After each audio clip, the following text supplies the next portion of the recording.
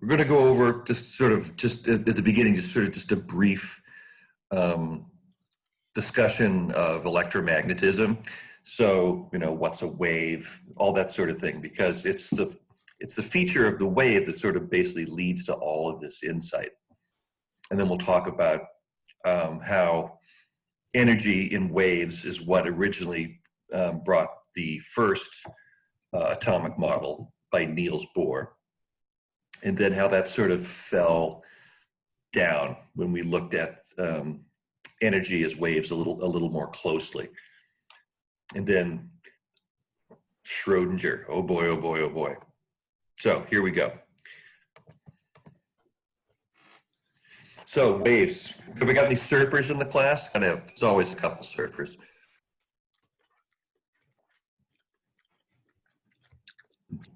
No surfers. Oh no, it's going to be the first time. Anyway, so you probably know already, even if you don't surf, that there's basically two ways we measure waves.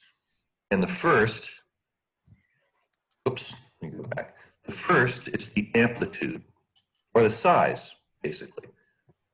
Ah, Lord, go back. Now I'm having trouble with the darn thing. Okay. Oh my God, what is wrong with this thing?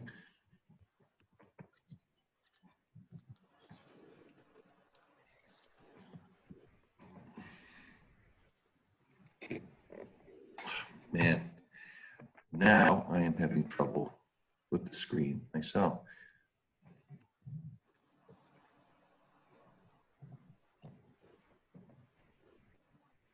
Let me try that again.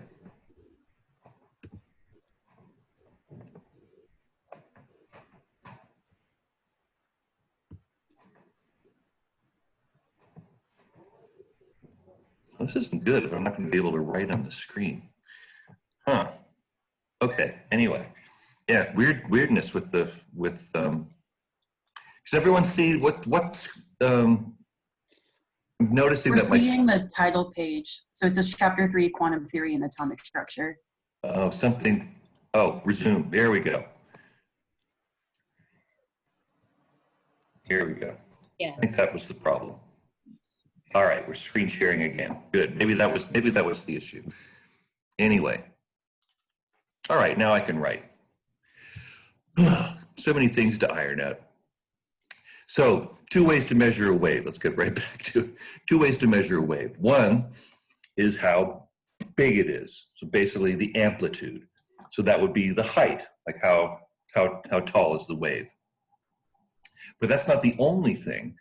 And it doesn't, we get more information about how much energy a wave has by both the amplitude and the wavelength.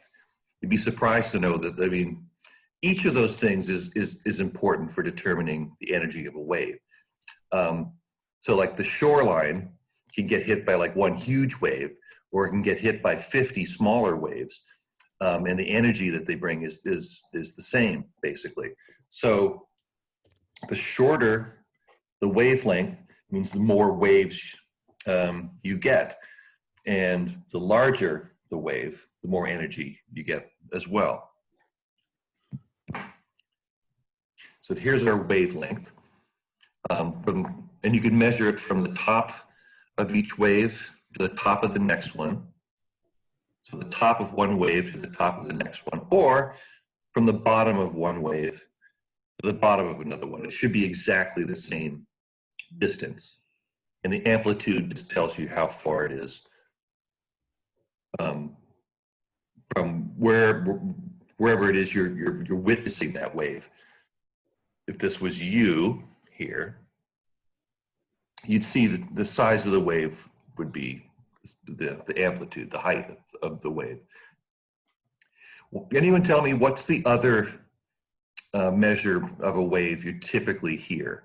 There's amplitude, there's wavelength, there's a third one. Anyone know what the third one is? Frequency? The frequency, very good, exactly. The frequency.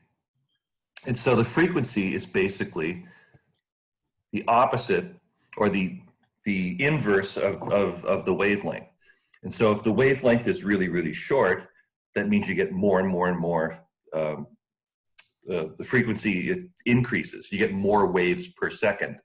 So actually, the frequency, which has this particular symbol, is 1 over the wavelength. So it's exactly flipped, okay? So if the wavelength is small, the frequency is large, and the other way around. If the wavelength is really long, like a radio wave, the frequency is very short.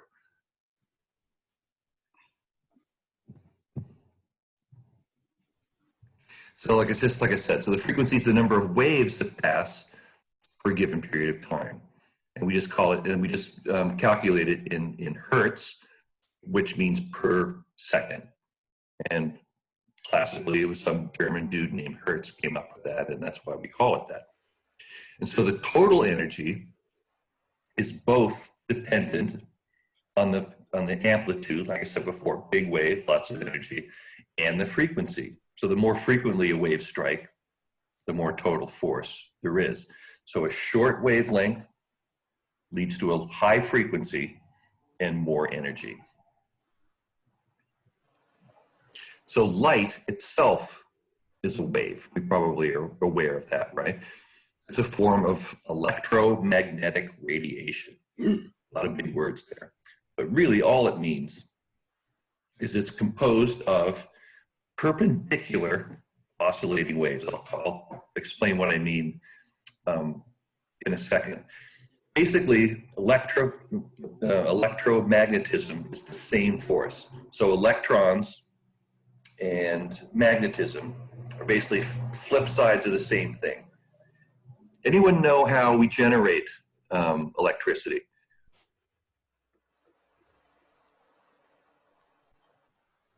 Like at a electric power plant, how is it that they generate electricity? What do they use to generate electricity?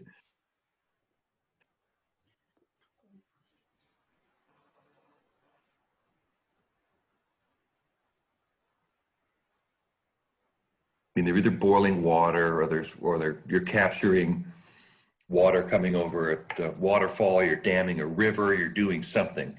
Something's moving. But what do you need to generate electricity other than something moving?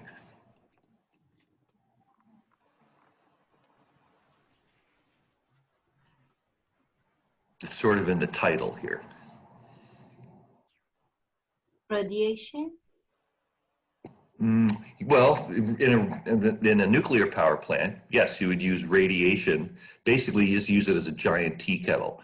The radiation just heats up water, which makes steam, which turns a turbine, and it's the turning of the turbine that generates the electricity. But my question is, what's in the turbine that generates the electricity?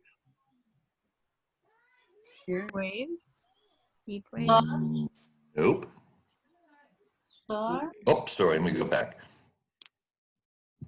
It's actually in the title here. Magnetic? Magnets. Or magnetic? Magnets.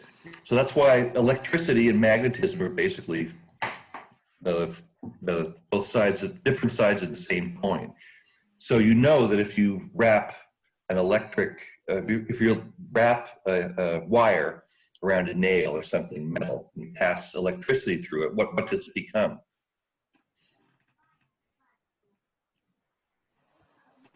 Magnetic? Becomes magnetic, right? You must have done that, or played with that when you were kids or something. You just wrap a wire around a nail. You attach it to a battery. When you do that, you can pick up things with the nail, because now it's a magnet. And the opposite is true. If you take a magnet and you spin a magnet around a wire, it creates an electric charge. And so they're directly related to each other. So, and we'll talk about where magnetism comes from. Oh, I see that the chat is lighting up. So let me know if there's any questions here. because yeah, we're just getting started. So basically what an electric field is a region where something that has a charge on it experiences a force. So if I have a charge on something and it produces or it experiences some sort of force on it, it's because there's an electric field there. Now, a magnetic field is if I have something that's magnetized, something like iron, for instance, is what we call ferromagnetic, and I'll explain what that is a little bit later in chapter 2. It means it's permanently magnetic, and a magnetic field would put force on that, either repel it or attract it. So all electromagnetic waves travel through space at the same speed. Oh, you might want to mute. Thank you. All right, so magnetic waves travel through space at the same speed, and we pretty much know what this speed is. Okay. They melt in your mouth. Someone got that? I think you can also mute everyone. I know, that's what I was looking for. I need to, where is that? Oh, there it is. Okay. Well, that's mute me. I don't want to do that. I'll figure it out. Anyway, yeah, so this speed of light is basically a constant. All waves travel through space at this speed. So in a vacuum, all waves, light waves, radio waves, doesn't matter what kind of wave it is, travels at that particular speed. And that'll become important in a little while. So this is what I mean when I say that there's sort of the flip side of the same coin.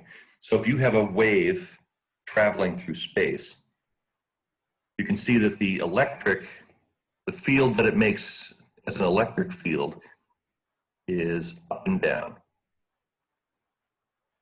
So it's in one plane, and the magnetic component of it comes in and out. So it goes like in and out. And they're exactly 90 degrees to each other. When things are 90 degrees to each other, we say they're perpendicular, right? Parallels when they're 180 degrees, perpendiculars when they're exactly 90 degrees. So that's how, by moving an electric field, you create magnetism, and by moving a magnetic field, you create electricity. Because basically it's all part of the same force.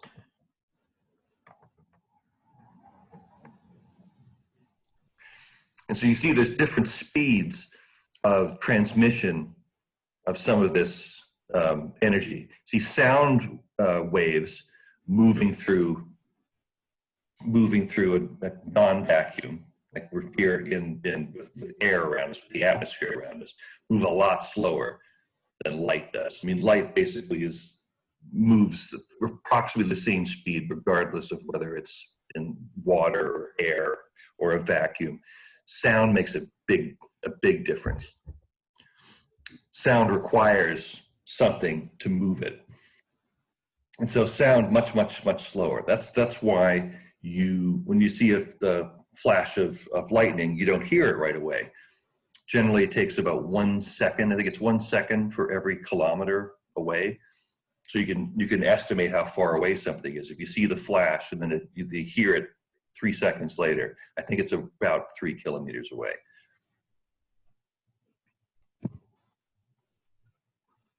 So here's the relationship between wavelength and frequency, and this is where the speed of light comes in. Now, for some reason, like basically because it's a constant, the speed of light is given c, which seems to be a weird thing called the speed of light. That's basically that's the letter it's been given. So this is the frequency here. This is how you would draw frequency, and then the wavelength is here. So you can see that frequency and the wavelength are inversely proportional, and they're related by the speed of light. So if you have so C constant, speed of light, is always the same. So if you're given the wavelength, you can always calculate the frequency. If you're given the frequency, you can always calculate the wavelength. And when people talk about waves, they use each term interchangeably. Sometimes frequency, sometimes wavelength. So if you ever wonder which one you can always flip back and forth if you know the speed of light. So color is determined by wavelength or frequency, since they're basically the same thing. So white light, we know we've all done this before. We've all seen this, right? When we look through a prism, basically, so this is just white light coming from the sun. And since basically the sun has all the different wavelengths coming off of it, when you split it into the different kinds of light that are there, you see all the colors of the rainbow.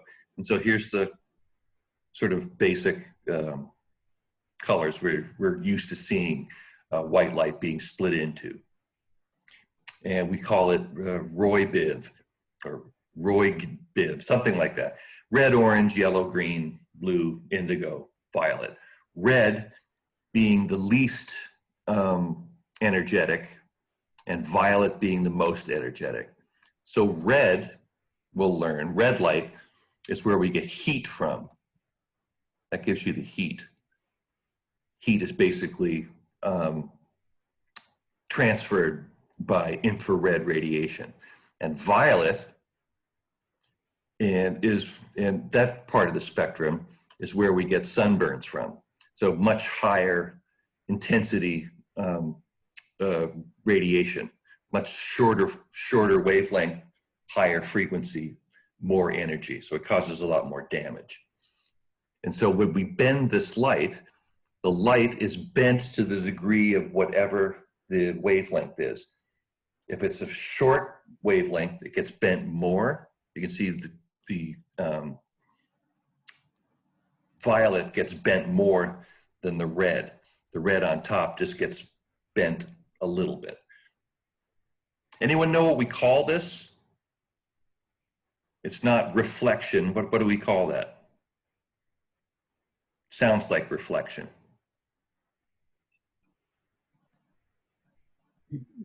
Refraction? Refraction, right. It just basically means that those light waves get bent by changing the density of whatever it is they're moving through. You see the same sort of thing, like when you put a pencil into like a glass of water and it looks like it's bent all of a sudden, because those light waves are bent by the higher density of the water than the air, and so you see the same sort of thing. Let me clear. So the wavelengths determine the different colors. So like I said, there's longer wavelengths. So that on the top here, we have a longer wavelength, and that will appear more red in color. And as we shorten the wavelength, then we get to yellow, and we shorten it even more, and we get to cyan or blue. But it's the amplitude tells you how bright that light's going to be. So if it's dim, you can see the amplitude is quite small. And then if you have a rheostat or a dimmer on a light, if you turn it up, you're not changing the wavelength, you're just changing the amplitude of the light waves. So they'll be higher, so it's brighter. But the colors will be exactly the same.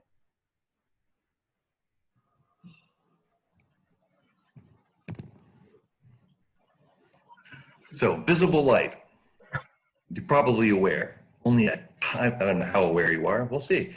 It's only a tiny fraction of the electromagnetic spectrum. We can see maybe 1% of the total electromagnetic spectrum. So shorter wavelength or super high frequency has really high energy, like gamma rays from radioactivity. Very, very short wavelength, extremely energetic particles. In fact, so energetic they're harmful.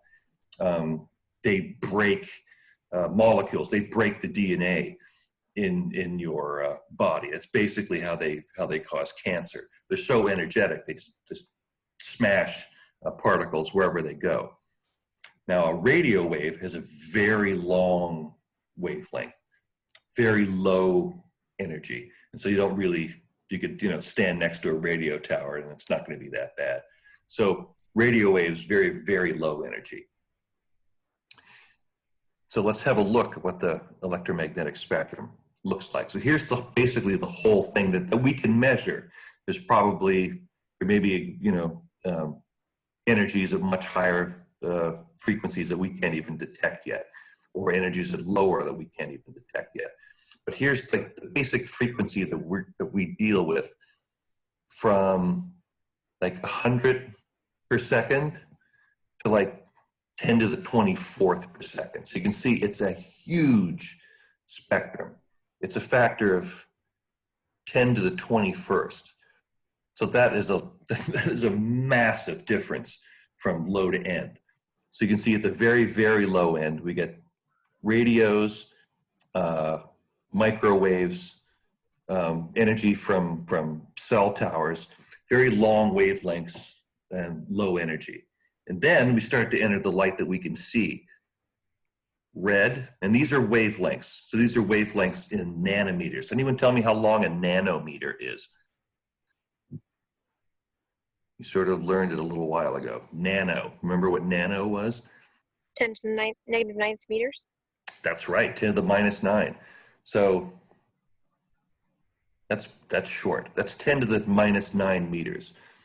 In other words, there is a trillion?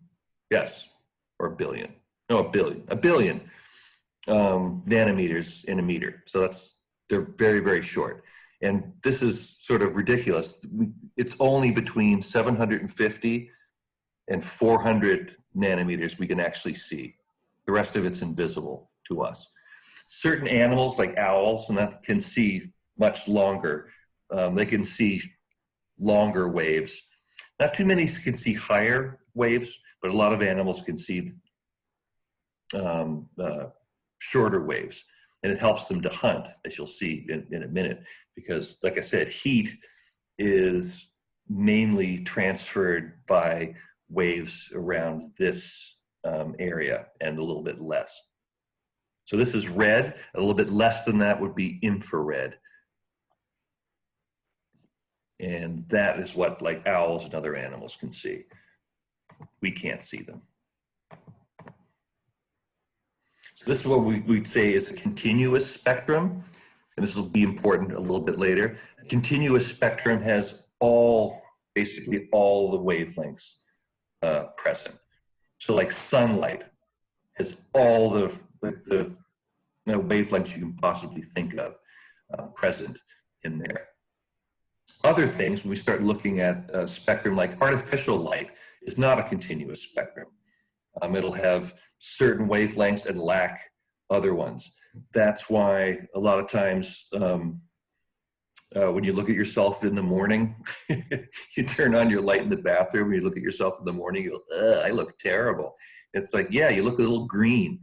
It's not because you are actually green, it's because old light bulbs didn't have, or actually some of the new light bulbs, the ones without the glowing filament in them, give you particular colors. And some of them have more green in them, some of them have more yellow in them, some of them have more red in them.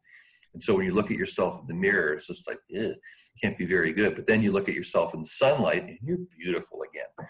It's the difference between a continuous spectrum and a discontinuous spectrum. So this is what I meant about animals being able to hunt better than we can. Unless you have like one of those infrared tracer goggles on, you always see in super cool movies when the Marines go out or whatever, and they got the infrared night vision. Owls can see this without that. And you can see that wherever wherever it's the highest temperature looks red, and where it's darker, it's cooler. And so wherever it's blue, it's colder, and wherever it's warmer is red. And so it's infrared light just slightly longer than the red we can see, actually carries heat with it. And so you could have, like, for instance, during the pandemic, if you're going a lot of places, if you're trying to get into a certain building, like a government building or whatever, they'll take your temperature of your forehead to see if you have a fever or something. And they don't want to touch you because you might be sick. So basically they just beam, infrared light beam under your forehead and just basically measure the amount of energy being reflected by the infrared light. And the hotter you are, the more intense that beam is.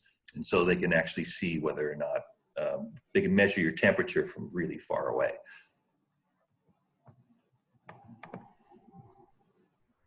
So very high energy radiation, or very short wavelengths, can actually be used to, I mean, it is dangerous. It destroys cells, but it can also be used to kill cancer cells. So this is a form of radiation therapy that you can get. And one of the relatively new techniques is something called a gamma knife. I don't know if you've heard of gamma, quickly. How do we call gamma?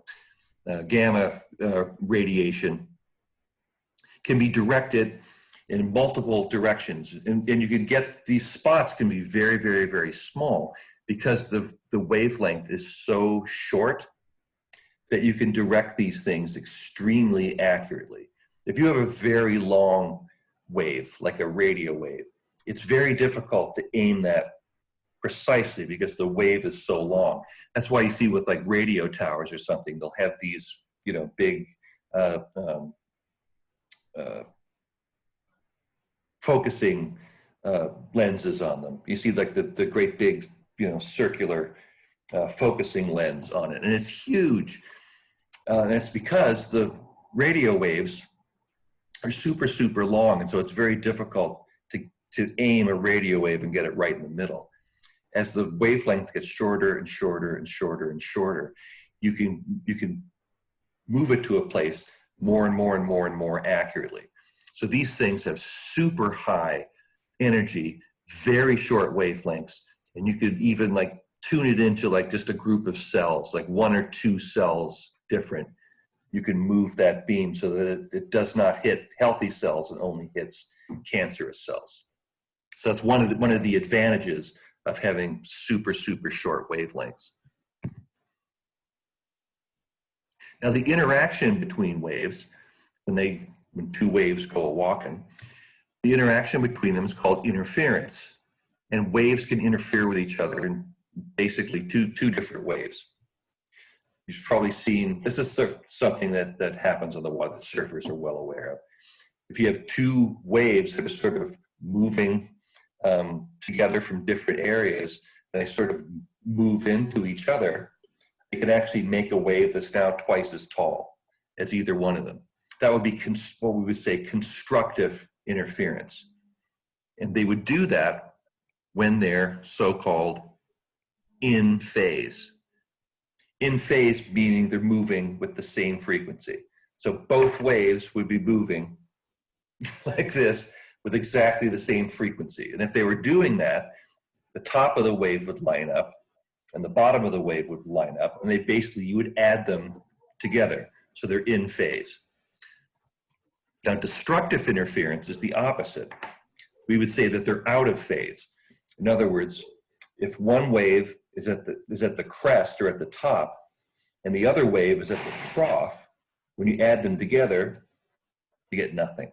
They basically cancel each other out, okay? I'll give you an example of what that looks like. So here's 2 waves moving in phase, and you can see they're in phase because the tops of the waves line up and the bottom of the waves line up. So basically when you add them together, you're adding a top and a top, and you're adding a bottom to a bottom. So now the top is twice as high and the bottom is twice as deep. So now this wave is basically twice as big. But if they're out of phase, here, let me change the color, make it a little more obvious. Here, the top of this wave is lining up with the bottom of this one. And now the top of this one is lining up with the bottom of this one. And so you could take any portion of those waves and add them together. So I'm going to add this one, and they average out to this. I'm going to add there, and they add up to that. I'm going to add this, and they add up to that. Basically, no matter where you pick them, they're going to add up to 0 because they're completely out of phase. And so that would be destructive interference. It's basically those two waves destroy each other, and you're left with nothing.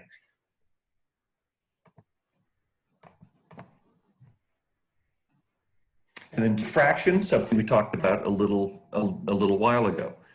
That's when traveling waves encounter some sort of obstacle or some sort of opening in a barrier. And this is critical. That's about the same size as the wavelength. That's the crucial thing. And instead, they bend around it. Now, this leads to one of the things that people still don't understand today. People are still doing experiments about this and still confused about it. Now, particles don't diffract. So in other words, if I have a fence and I've got, it's a slotted fence so that there's holes in it, and I roll a bunch of balls at the fence, some of them are going to go straight through, and some of them are going to bounce back. But what they're not going to do is go through and then bend, right? You're not going to see that. Either they're going to hit the fence and hit a piece of wood and they're going to bounce back, or they're going to go right through a hole in the fence and keep going. But they don't go through the fence and then change direction. They just keep going. So particles don't diffract. That's important to remember. And so if you take two slits right next to each other, you generate what's called an interference pattern. So you get one wave going through one slit, another wave going through a slit right next to it, and then they diffract, and you can see these waves called an interference pattern. And you probably have seen this on a lake, like, you know, who hasn't like been bored out of their mind of like some family picnic or something, and there's some rocks on the beach and you start throwing them into the water, right? And you watch them hit the water and they form a pattern as they, right? If you throw water into a rock, if you throw water into a lake or something, it goes bloop, and then you get this circle pattern, right? Does that sound familiar to people? What if you throw two? What happens?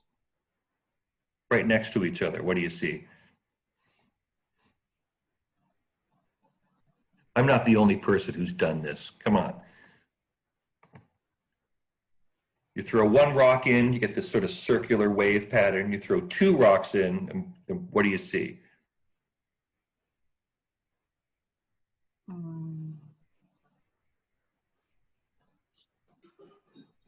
It's been a while. Some of them get bigger. That's right. Some of them get big. Basically, what you see is this interference pattern. And this interference pattern is basically, it's a characteristic of all waves. So if something is a wave, it's going to have an interference pattern. That's basically how we define a wave. That if you have two waves moving together, they're going to cause some sort of interference. They're either going to constructively interfere and get bigger, or they're going to destructively interfere and disappear. And you're going to get a pattern that looks a little something like this. So here's what diffraction would look like. You got waves coming at this hole, and then you can see that the slit in it is but around the same size as the frequency, or it's the wavelength. So here's the hole here. And you can see the distance between the waves is about that same distance. So when it goes through it, it bends and you get a diffracted wave like that. Now, just like I said before, with just sort of, you know, rolling balls at a fence or whatever you want to do, if I roll them, they either bounce back or they go right through, but they don't change direction, right? They just keep going straight. So that tells us whether or not something, if it does this, it's a wave, and if it does this, it's a particle. And so, because a lot of what we're going to be talking about is, you know, like light, for instance, still argue about it. Is it a wave or is it a particle? It depends how you measure it. That is one of the trippier things we're going to be discussing. So this is what the pattern looks like. This is sort of what I was talking about. Now, if you basically have, this is what it would look like if you threw two stones in the pond, right? So if I threw one, I'm going to get a different color so you can see it. If I threw one here and then another one there, it both would make like the waves going out in a circle, right?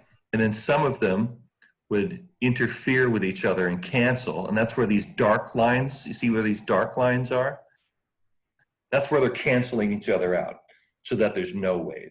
And where it's light, where these like sort of bright next to it, where it's really bright is where they in phase and produce higher waves.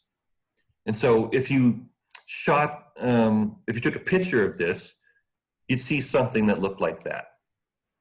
Basically, that's where, because basically what you're doing is you're taking a snapshot of where the waves are at any one particular time. You're not looking at the whole pattern. You're just taking a snapshot of it, like say, like there. You just like, what does it look like right there? And so you would see, this is where the waves canceled each other out so that there isn't anything. And this is where the waves added to each other. So it's bright. So if people are trying to determine whether something, whatever it is, energy, radiation, whatever it is it a wave or is it a particle? What they will do is subject it to something like this and look for a pattern. And if you get a diffraction pattern, wave. And if you don't get a diffraction pattern, particle, okay? So that's how we can, basically that's how we can tell the difference between them. So we're going to be talking a lot about waves and particles. All this discussion about waves and particles was going on back in like the turn of last century. And good old Einstein, as he so wont to do, sort of dipped his toe in the water. And he proposed that the energy from waves, so if these are light waves and they're sending energy from one place to another, he proposed that light energy was delivered in a specific packet, and he called it a quanta. Quanta just means a quantity, like a certain discrete quantity. That's where quantum comes from, a certain discrete quantity. Or another word he had for it was a photon. Probably heard of photons, right? Light photons. And so he would say that the energy of that photon of light is proportional to the frequency. And we sort of mentioned that before, right? The higher the frequency, the more energy. And that made sense. And so he came up with the energy is related to the frequency of that light times a constant. And this is Planck's constant. This Planck actually measured this. So energy is measured in joules, and the frequency is 1/seconds. That's what frequency is, how many waves you get per second. And so this value is joules seconds. And so so once we have the frequency, we can even determine how much energy that particular wave gives. So don't worry too much about memorizing what Planck's constant is. All it is just telling us what's the relationship between the frequency and the amount of energy a particular wave has. So if the frequency is high, The energy is also high. okay. Yeah, they're directly, you can see they're directly related. So energy, oops, let me go back. Energy basically equals frequency. Okay. It's a measure of the same thing. And so if the frequency goes up, energy also goes up. And the relationship between them is Planck's constant. So we just multiply the frequency by this so we can figure out what the energy is. Now that's the opposite of wavelength. So here, wavelength, as the wavelength goes up, the energy goes down, right? So remember, wavelength and frequency are inversely related. Energy and frequency are directly related. So if you want to know if something has a lot of energy in it, you want to know its frequency. So ultraviolet light has a high frequency, burns your skin. Infrared light, not as high a frequency, makes you warm, but doesn't burn you.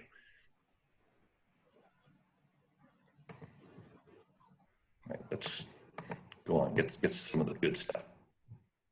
Now, spectra. We sort of touched on spectra a little while ago when I showed you white light from the sun being bent through a prism.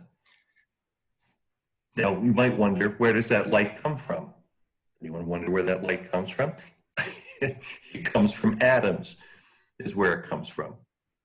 When atoms or molecules absorb energy, that energy later gets released as light. And so that's how, fireworks, neon, light bulbs, all that, that's how it works. You add energy to a substance, that energy is absorbed by the substance, and when the substance then decreases in energy, it releases its energy as a form of light.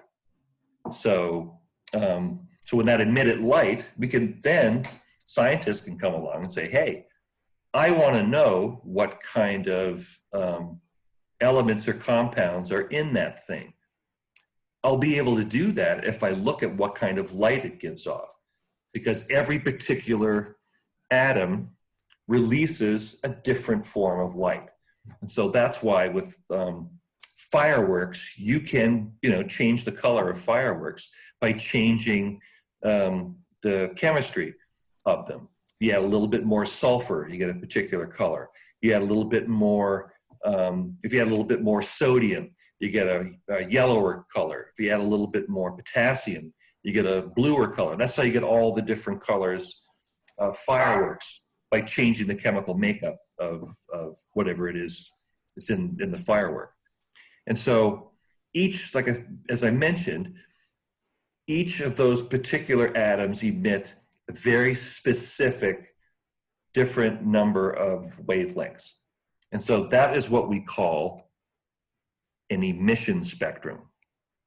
That is the light that a particular atom emits. So the sun basically has every atom up until iron in it. And so it emits like a vastly different wavelength of lights. Have you ever wondered, wondered when I was a kid, you'd hear something on the radio about scientists today have discovered methane on Jupiter. And you'd be like, how the hell did they do that? They haven't been to Jupiter. You ever wonder how they do that? How would they do that? How would they know there's methane on Jupiter? Measure the light coming off of Jupiter. Exactly. Two ways. They would shoot particular light at Jupiter and see which wavelengths get absorbed. That also is specific for different molecules and different atoms. And on the flip side, look at the wavelengths of the light that comes back, which is very specific for different atoms and different molecules. That's how we know that there's no element bigger than iron on the sun. Because if you look at sunlight and you look for specific wavelengths of light that come from elements bigger than iron, you don't see them. But if you look at other different stars, stars that are much higher in energy, you see more of the heavier elements present. And so these are non-continuous spectrum. These don't have every wavelength in them. These have very specific wavelengths in them. And we can use that to identify whatever atom or molecule is there. Yeah, that used to drive me crazy when I was a kid because no one could explain it to me. And you may have done this experiment in high school. I don't know if you did or not. It's a fun experiment. You just get these different salts. So you have one with sodium in it, one with potassium, one with lithium. The one with lithium is really pretty. And one with barium.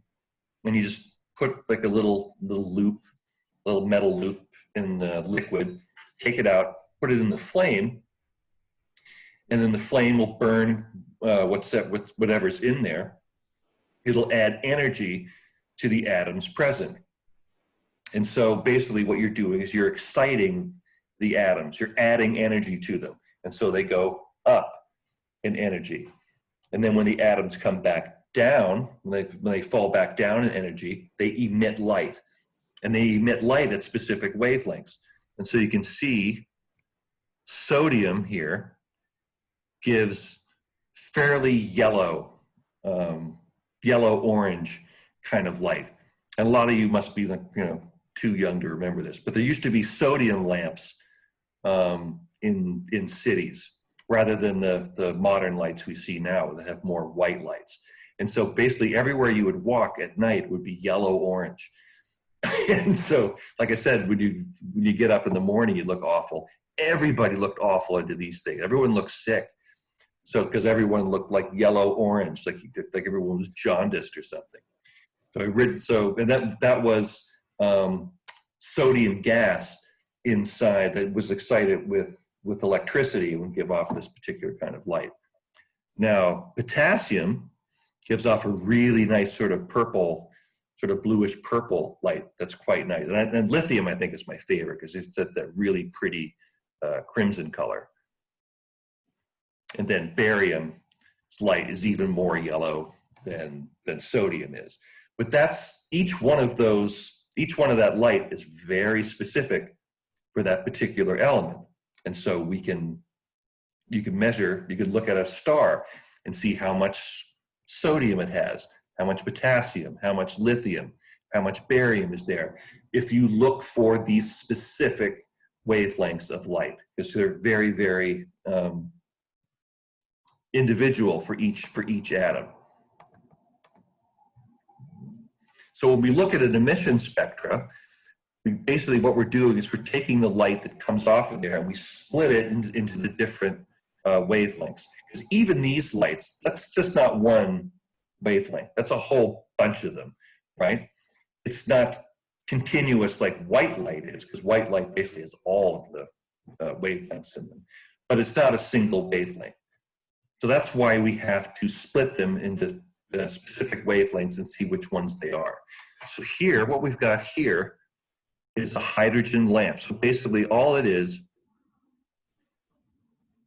a tube filled with hydrogen. And that's, so you get a tube, suck all the air out, and then fill it with pure hydrogen. And then you have electricity here on the bottom. On the top, you put a cathode at one end and an anode on the other one, and you just basically send electricity through it. And it glows. It's really cool. We had some of these at the high school in San Francisco. It was really neat. We had one filled with hydrogen, one filled with nitrogen, one with neon. Of course, the neon one was really spectacular. And so, and it's a very high voltage. So you could hear it hum when you put the electricity through it. So hydrogen, you get this hum, and then basically the hydrogen gets excited by the electricity, and when it increases in energy, and then when it comes down, it releases different wavelengths of light. And here we can see basically like 1, 2, 3, 4 different wavelengths of light that it was split into. And we can measure those wavelengths very, very precisely. And so each one of these light waves represent different energies, right? Because we learned that the frequency of the light is equal to the energy times Planck's constant. So the higher the wavelength, or the higher the frequency, the more energy. So what we're measuring, basically, is the energies of that atom. We're measuring the energies of that atom. And these are 1, 2, 3, 4 different energies coming from that atom. What does that mean? There's a lot going on here. Anyone have any questions so far? I know there's a lot going on. But can you, basically, what I want you to take away from this is that if we could split this light coming from hydrogen atoms, basically what we're doing is measuring different energies being emitted from the hydrogen atom. And that will tell us something about how the hydrogen atom is organized, if we can figure out what these energies are. Does that make sense to folks? Yes. We still don't know where the energy is coming from. We're getting to that. That's the key to the whole thing. It's like, where do people think this energy? Actually, that's a good place to leave it. Where do people think this energy is coming from? So this is energy coming directly from the atom. Where do you think it's coming from? I'd be curious. Like from the nuclei of the atom? Okay. Yeah, because basically the atom, the hydrogen atom is proton and an electron. And that's it. There's nothing else.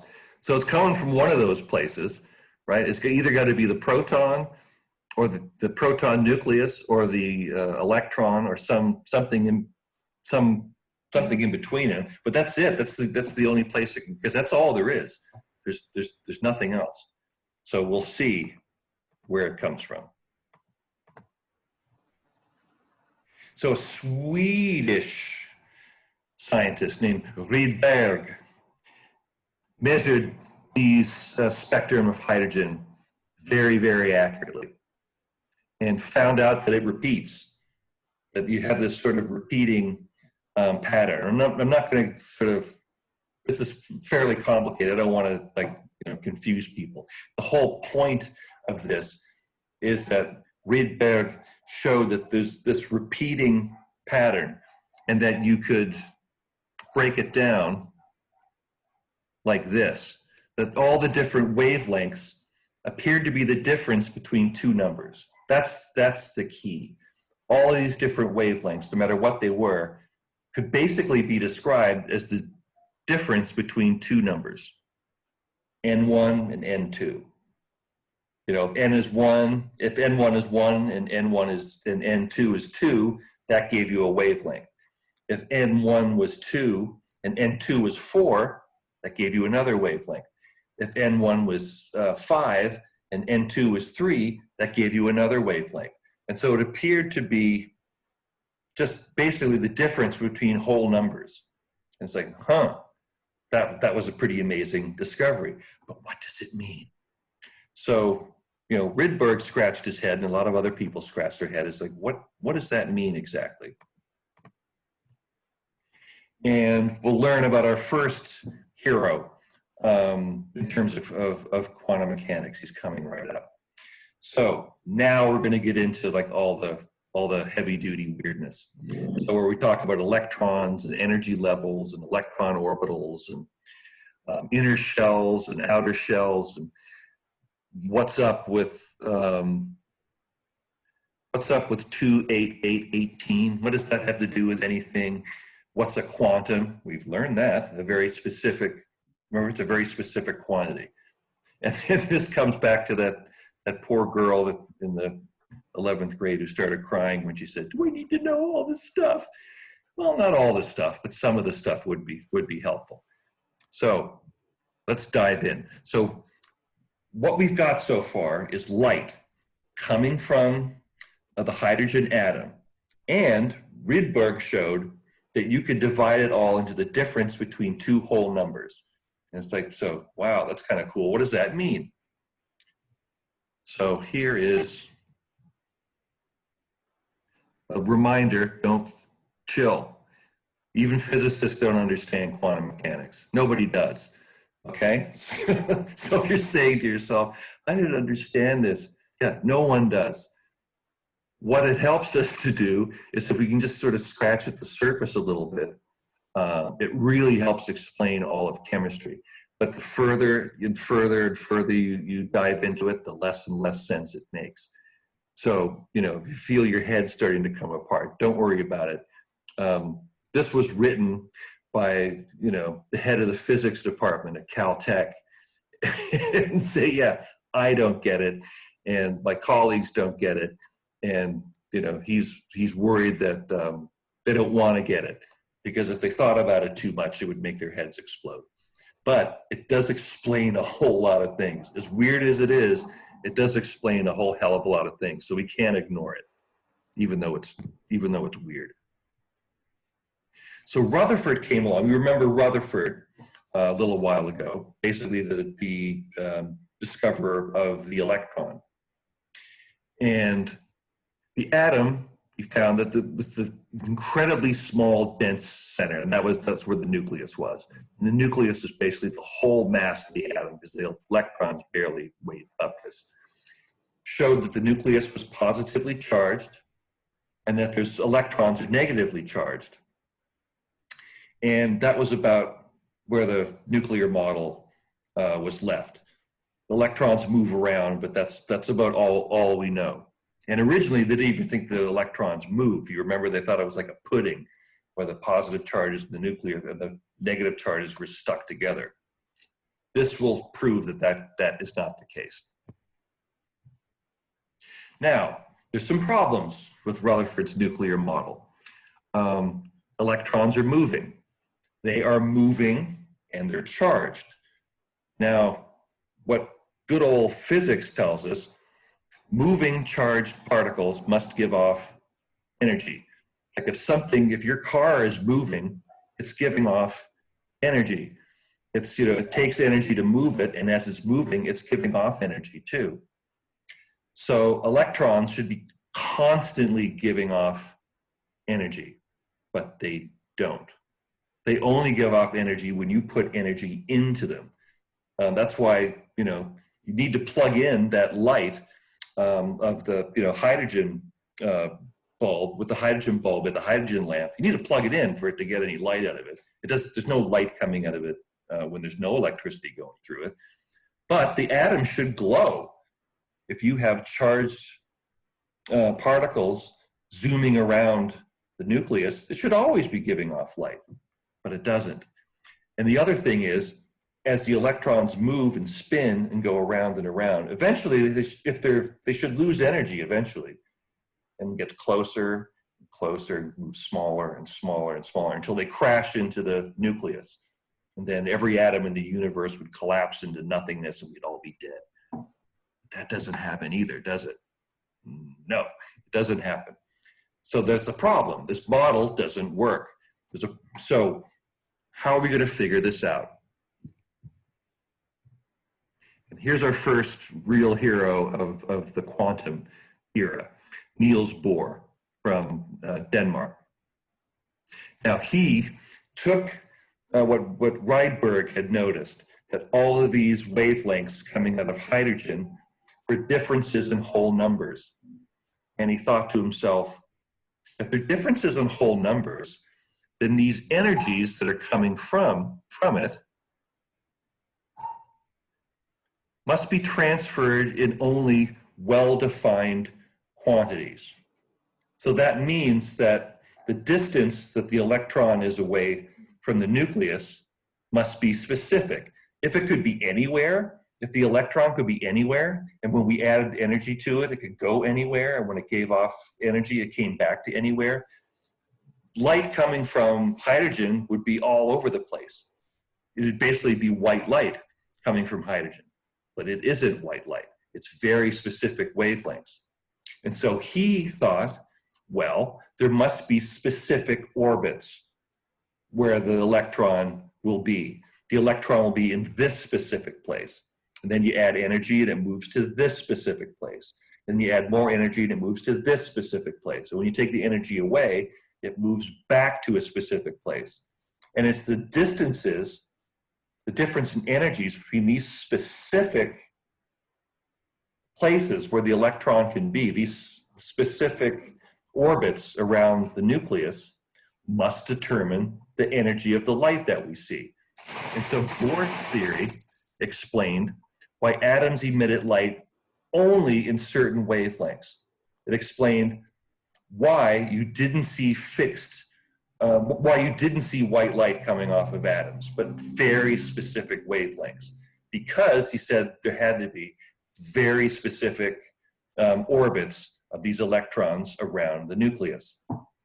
And he was able, with very careful measurements that Rydberg had given him, calculated the energies of those the waves, of those light waves coming off of hydrogen, and he measured exactly how far away the electrons would have to be from the nucleus. And he measured them in terms of picometers, which is 10 to the 12th meters. He was able to measure it that closely, and it turns out he was right.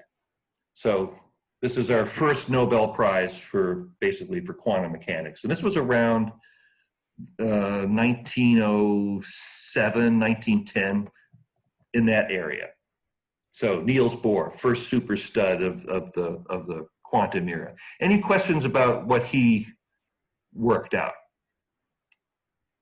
Basically, he said, since it's specific energy coming off of the atom, there has to be specific places where the electron can be. So when it moves up, it absorbs specific energy. When it moves back, it releases specific energy. And his hypothesis, his model, correctly predicted the wavelength of every single light wave that came off of hydrogen. He was exactly right. So this is related to electron, not a proton. It's the movement of the electron, because the proton doesn't move. The nucleus doesn't move. The nucleus is fixed. It's so small that it doesn't move anywhere. And the electron moves. The electron can move. We know electrons can move because of electricity. We know electrons can move, but protons, neutrons, the nuclei don't. They don't move around relative to the electron. Yeah, so it's the electron's movement around the nucleus that defines all of this. So before we get too excited about Bohr, so Bohr was, like I said, the first big player in the terms of quantum mechanics. But just like there always is, it's got to be a problem. So here's Bohr's model. Hydrogen atom has specific fixed energy levels, and he called them stationary states.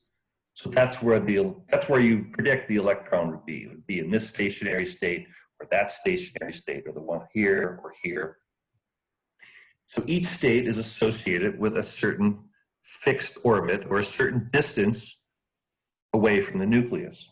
The further away from the nucleus you were, the higher the energy.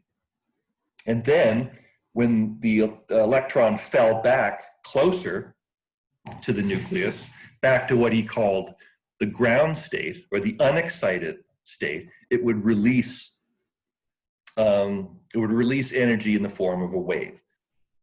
And the frequency of that wave would be dependent on exactly how far away that electron was and how far it fell.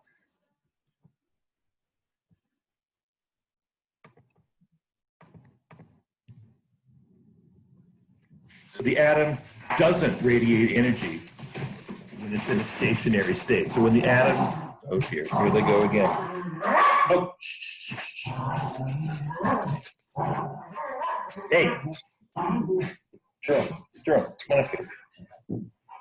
Sure, come on up. Come on up. There you go. So the atom doesn't radiate energy when it's in a stationary state. So when there's at this lowest energy, you don't see any energy coming off of it. But when it absorbs energy, that electron moves up. And then when it moves back, it emits one. And so the energy of that photon, whatever it is, that's the wave coming off, equals the difference in the energy of those two states. So if it moves from state 4 to state 3, that difference is in the energy of the photon that's released. If it moves from state 3 to state 2, that's going to be different. If it moves from state 2 to state 1, that's going to be different. And it was all of his calculations of how far away something was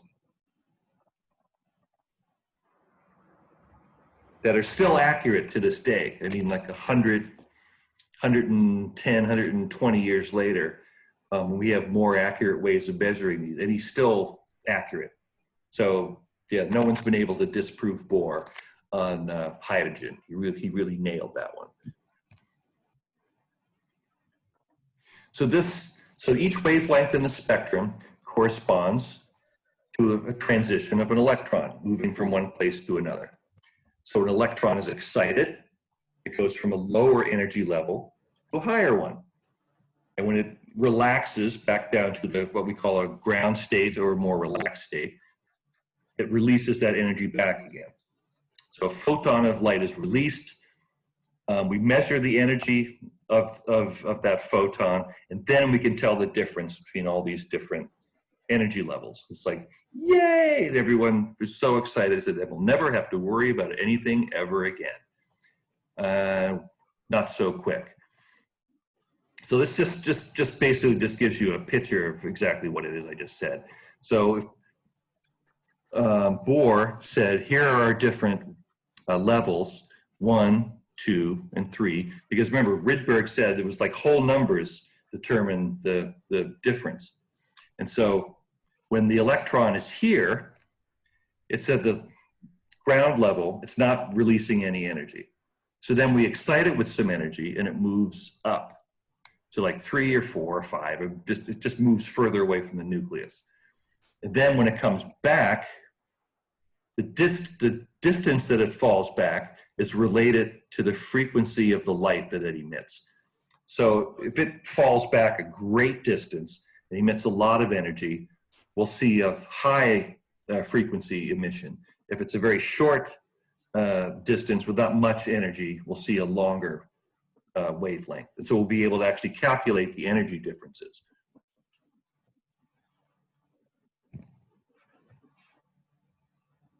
Here's how Bohr explained all these different lines, why they all lined up and why this pattern was repeated over and over and over. So he made this calculation over here. He basically said, well, if I have all of these different levels and they send them all to the top and they all fall slightly different levels back, then I get a series of lines here, and I get a series of lines here, and I get a series of lines here, just like you actually saw in the emission spectrum. And like I said, he calculated what these distances would be, what the energies would be, and they matched exactly what the wavelengths were. So that's why he was such a hero at the time.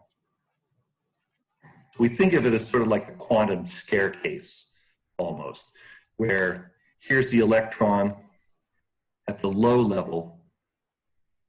So oops, let me go back.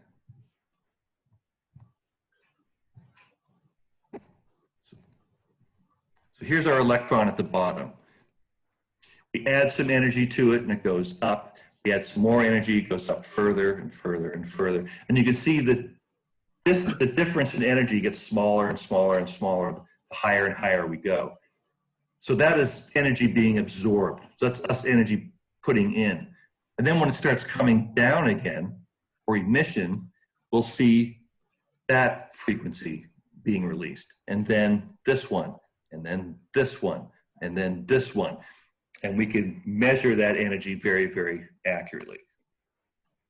So just before I go, I just sort of want to show you how Bohr was a hero. This explained everything, but then it didn't. And that was kind of the problem. And here's why it didn't work for everybody else. So if you remember what the hydrogen spectrum looked like, it was pretty simple. Let me go back for a second. So here's the hydrogen spectrum sort of down here. And you can see it has very defined, very simple repeating patterns. And that was why Bohr was able to measure these so well, because they had these very simple repeating patterns that let him come up with this, genius theory. Unfortunately, when we start looking at other atoms, it gets way more complicated. And so let's just look at neon, for instance. There are hundreds of bands in neon. I mean, they're all very discrete. We can measure each and every one of them, but there's hundreds, if not thousands of them. And so the idea of, there being thousands of different places the electron can be from the nucleus doesn't make a whole lot of sense. How can it be? So if you have step 1, step 2, step 3, once we get to a step 1000, it's going to be infinitely far away from the nucleus. That doesn't make any sense. That's not going to work, unfortunately. And when they plugged, you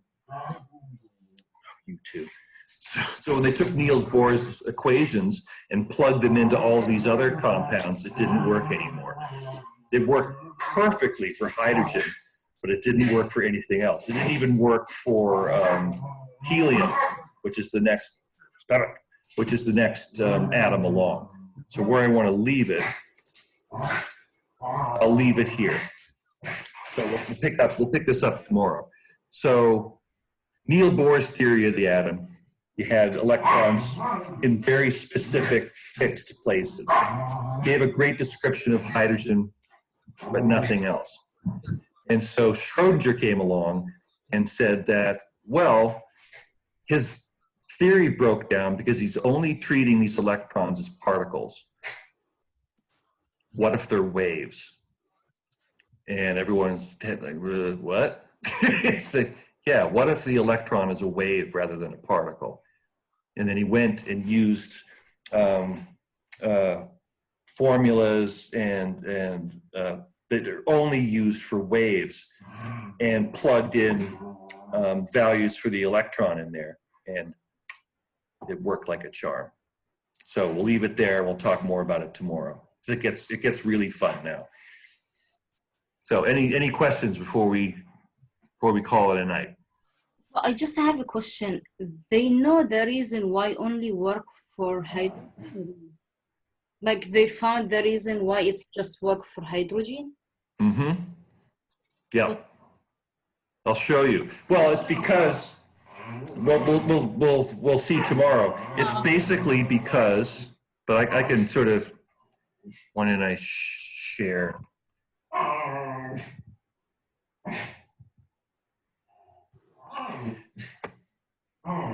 mean, just I want to make sure. Oh, it's basically because, I'll show you really quickly. It's basically because hydrogen has a proton in the middle, right? That's our proton. And it has an electron going around it. Mm-hmm. So basically, with just that one electron and one proton, all it does is move further and further and further away from the nucleus. And that's all it does. It's either it's close, or it moves further away, or further away, or further away. And yes, that's how it operates. When you get anything more complex than that, and electrons stop doing that. And we'll see that Schrodinger came up with a lot of different ways that electrons can move that aren't just circles. So this would basically be a sphere that an electron would move around in. And that's how hydrogen electrons move, basically in a sphere. But once you start adding more and more electrons, they stop doing that. And so that's why it works really great for hydrogen, but it doesn't work for anybody else. So it's not related to mass, the density, or other reasons. Nope. It is everything to do with how electrons move and how electrons move and where they are. And so we'll see that there's the sphere. This sphere is the simplest way that electrons can move. And then there's a lot of other even like super trippy ways electrons can move. We'll learn about that tomorrow. Any other questions? Good question. Any other questions? I promise it's going to get super fun. Well, maybe it's just fun for me.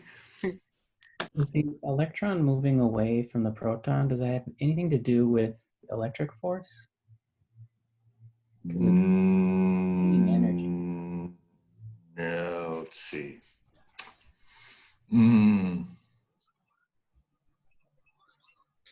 No, I mean, that's like electromagnetism. Hey,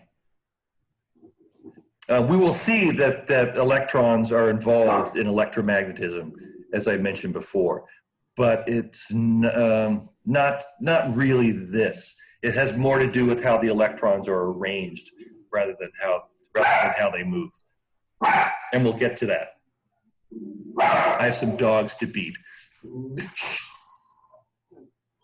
Okay. Anything else before we go? Remember, I have office hours tomorrow at 10:30. If you have some questions about this. Okay.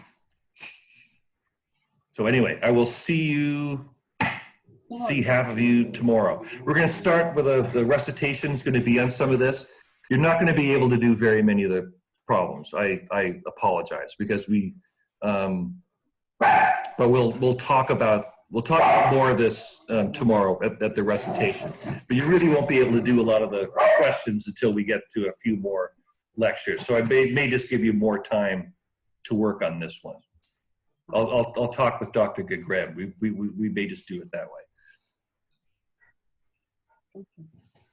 Okay? So we'll see you tomorrow at some particular time, either 10:30 or noon or whenever. All right. Have a good dinner. We'll talk to you soon.